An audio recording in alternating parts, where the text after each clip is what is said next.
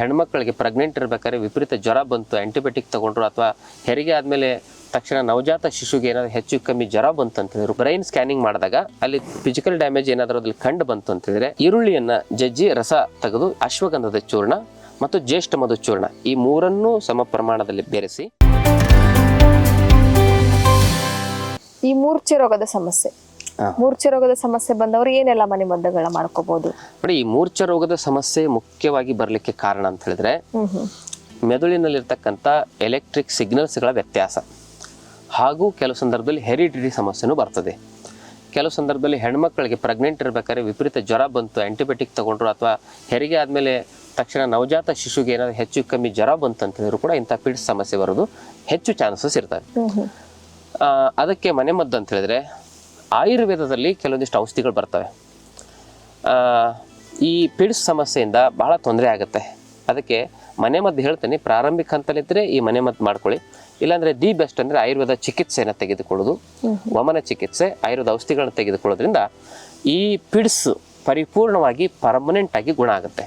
ಮೂರ್ಛೆ ರೋಗ ಬಾಯಲ್ಲಿ ನೊರೆ ಬಂದು ಬೀಳ್ತಾರಲ್ಲ ಅಂಥದ್ದು ಭಾಳ ಬೇಗ, ಇನ್ನೂ ಬೇಗ ಗುಣ ಆಗುತ್ತೆ.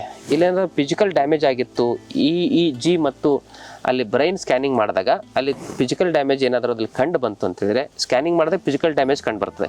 EEG ಅಂತ ಬರ್ತದೆ, ECG ಥರ EEG ಟೆಸ್ಟ್ ಮಾಡ್ತಾರೆ. ಅದರಲ್ಲಿ ಏನಾದ್ರು ವ್ಯತ್ಯಾಸ ಆಯಿತು ಅಂತ ಹೇಳಿದ್ರೆ ಅದಕ್ಕೆ ಕೆಲವೊಂದಿಷ್ಟು ಚಿಕಿತ್ಸೆಗಳನ್ನ ಮಾಡಬೇಕು. ಪ್ರಾಣಾಯಾಮ ಮಾಡೋದ್ರ ಮೂಲಕ ಆ ಸಮಸ್ಯೆಯನ್ನು ಭಾಳ ಹತೋಟಿಗೆ ತರಬಹುದು. ಇದಕ್ಕೆ ಮನೆಮದ್ದನ್ನು ಹೇಳ್ತೇನೆ. ಬಂದು ಆ ಸಮಸ್ಯೆ ಬಂದು ಬಿದ್ದಿರ್ತಾರಲ್ಲ ಅಂಥ ಸಂದರ್ಭದಲ್ಲಿ ಈರುಳ್ಳಿಯನ್ನು ಜಜ್ಜಿ ರಸ ತೆಗೆದು, ಅಂದರೆ ಭಾಳ ಬೇಗ ಸಿಗೋದು ಅದೇ ಎಲ್ಲರ ಕಡೆನೂ, ಈರುಳ್ಳಿ ರಸವನ್ನು ಒಂದು 8 ಹನಿ ಮುಗ್ಗು ಹಾಕೋದ್ರಿಂದ ತಕ್ಷಣ ಎಚ್ಚರಿಕೆ ಆಗುತ್ತೆ. ಆಮೇಲೆ ನೆಕ್ಸ್ಟ್ ಮನೆಮದ್ದು ಏನಂತ ಹೇಳಿದ್ರೆ ಬ್ರಾಹ್ಮಿ ಚೂರ್ಣ, ಅಶ್ವಗಂಧದ ಚೂರ್ಣ ಮತ್ತು ಜ್ಯೇಷ್ಠ ಮಧು ಚೂರ್ಣ ಈ ಮೂರನ್ನೂ ಸಮ ಪ್ರಮಾಣದಲ್ಲಿ ಬೆರೆಸಿ ಆ ಪುಡಿಯನ್ನು ಒಂದು ಡಬ್ಬದಲ್ಲಿ ಹಾಕಿಟ್ಕೊಳ್ಳಿ. ಅದನ್ನು ಬೆಳಗ್ಗೆ 1 ಚಮಚ, ಸಾಯಂಕಾಲ 1 ಚಮಚ, ಅರ್ಧ ಚಮಚ ಜೇನು, 1 ಚಮಚ ಹಸುವಿನ ತುಪ್ಪದೊಂದಿಗೆ ಬೆರೆಸಿ ಸೇವನೆ ಮಾಡೋದ್ರಿಂದ ಮೂರ್ಛೆ ರೋಗ 100ಕ್ಕೆ 80% ಜನರಿಗೆ ಪ್ರಾರಂಭಿಕ ಹಂತದಲ್ಲಿ ಇದ್ದರೆ ಕಂಪ್ಲೀಟ್ ಆಗಿ ಗುಣ ಆಗುತ್ತೆ. ಈ ಮನೆಮದ್ದಲ್ಲಿ ಗುಣ ಆಗಲಿಲ್ಲ ದಯವಿಟ್ಟು ತಾವು ಆಯುರ್ವೇದ ವೈದ್ಯರನ್ನ ಸಂಪರ್ಕ ಮಾಡಿ ಆಯುರ್ವೇದ ಔಷಧಿಗಳನ್ನ ತೆಗೆದುಕೊಳ್ಳಿ. ಕೆಮಿಕಲ್ ಔಷಧಿಯನ್ನು ತೆಗೆದುಕೊಂಡ್ರೆ ಹಲವಾರು ಸೈಡ್ ಎಫೆಕ್ಟ್ ಆಗೋ ಚಾನ್ಸಸ್ ಇರ್ತದೆ. ಅದಕ್ಕೆ ಮೂರ್ಛೆ ರೋಗಕ್ಕೆ ಅತಿ ಅದ್ಭುತವಾದ ಆಯುರ್ವೇದ ಔಷಧಿಗಳಿದ್ದಾವೆ, ಅದನ್ನು ತಾವು ಬಳಸ್ಬೋದು. ಮತ್ತಷ್ಟು ಆಯುರ್ವೇದ ಹಾಗೂ ಯೋಗ ಹೆಲ್ತ್ ಟಿಪ್ಸ್ಗಾಗಿ ಶ್ರೀಗಂಗಾ ಯೋಗ ಚಾನೆಲ್ನ ಸಬ್ಸ್ಕ್ರೈಬ್ ಮಾಡಿ.